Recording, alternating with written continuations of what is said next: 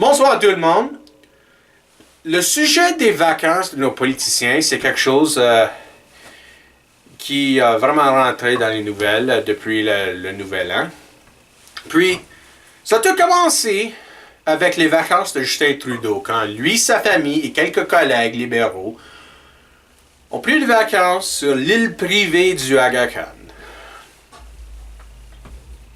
L'opposition a demandé au commissaire des conflits d'intérêts et des éthiques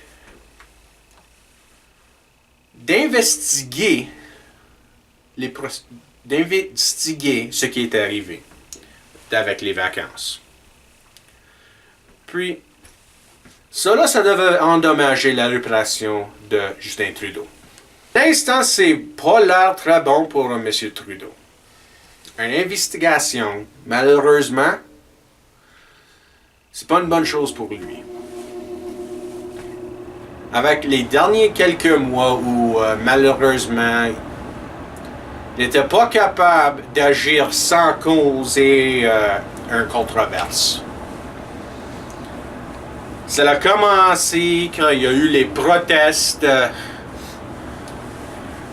l'industrie de pétrole en Alberta. Puis lui, il a dit quelque chose qui devrait être raisonnable avec l'affaire de ne pas arrêter immédiatement la production du pétrole, mais ça doit être, si on va le mettre de l'autre côté, ça doit être un processus lent. Ça devrait être une réponse raisonnable, mais malheureusement pour lui, il n'était pas capable de le faire dans une façon où c'était clair que ça ne va pas être éliminé demain. Donc, ça c'est une autre chose pour une autre fois, mais...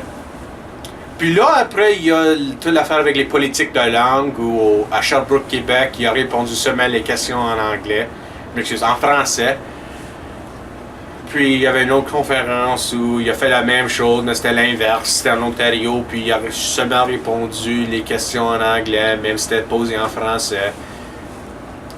Mais c'est ce qui est arrivé à Sherbrooke qui a commencé une controverse. Donc, avec tout ça, Trudeau n'a vraiment pas l'air bon. Il y a un peu un air de corruption avec lui, ou au moins qu'il n'est pas capable de réfléchir comme il faut. Mais qu'est-ce que moi je pense qui est tellement drôle, c'est le chef de l'opposition, Rona Ambrose. Elle a pris ses vacances. Puis c'était sur un yacht de milliardaire. C'est un financier dans le domaine du pétrole. Mais dans ce cas-là, ça paraît que la commission de conflit d'intérêts puis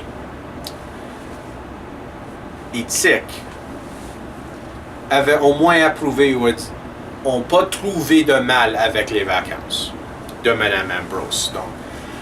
Donc, là, c'est pas vraiment la même chose. Mais il y a des gens qui sont prêts à complètement excuser Mme Ambrose puis crucifier Trudeau pour ce qu'il a fait. Puis moi, là, je peux comprendre un peu. Justin Trudeau, il est le premier ministre, donc il est le chef du gouvernement, d'un gouvernement majoritaire. L'opposition n'a pas assez d'influence pour arrêter un projet de loi ou quoi que ce soit libéral. Donc,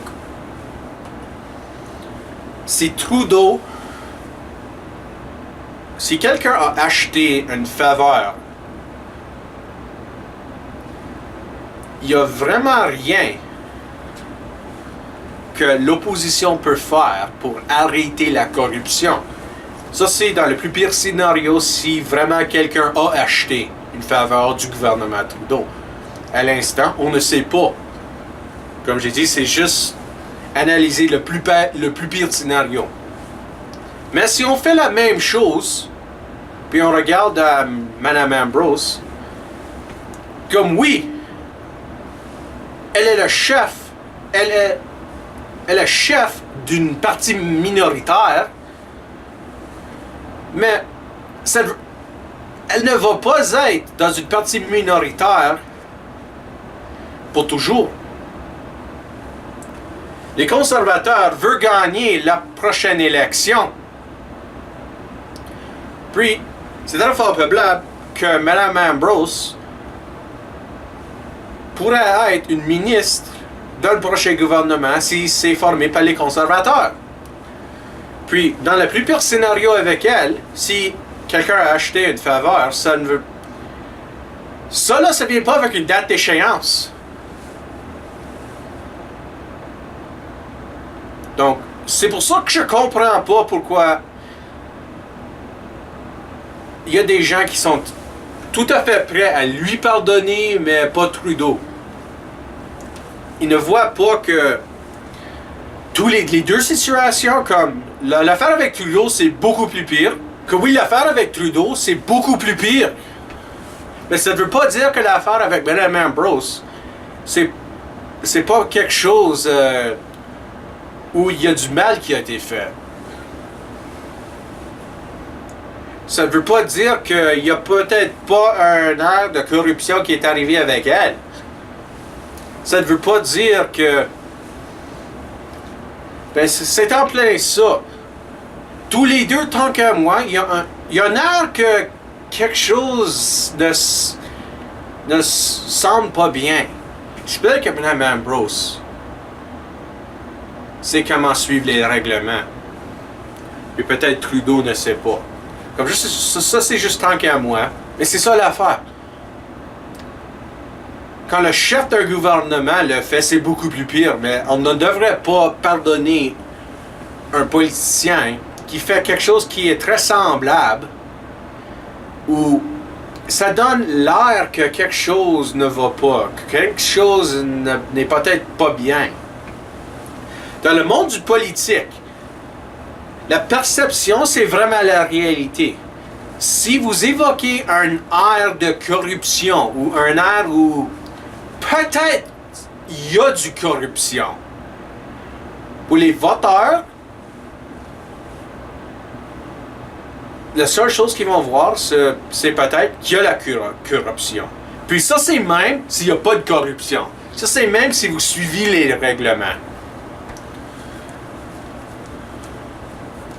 Donc, c'est pour ça que je pense que les politiciens devraient réfléchir beaucoup plus souvent pour penser, OK, si je fais ça, ça va être l'air de quoi? Puis je suis tanné que les gens sont prêts à condamner une partie, mais prêts à pardonner une autre partie pour avoir fait la même chose.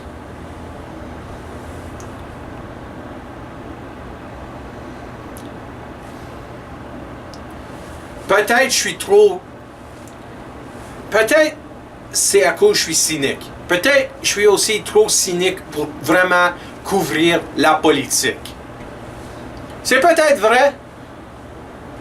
Mais c'est comme ça que je vois les choses. Puis je suis tanné des gens qui sont hypocrites.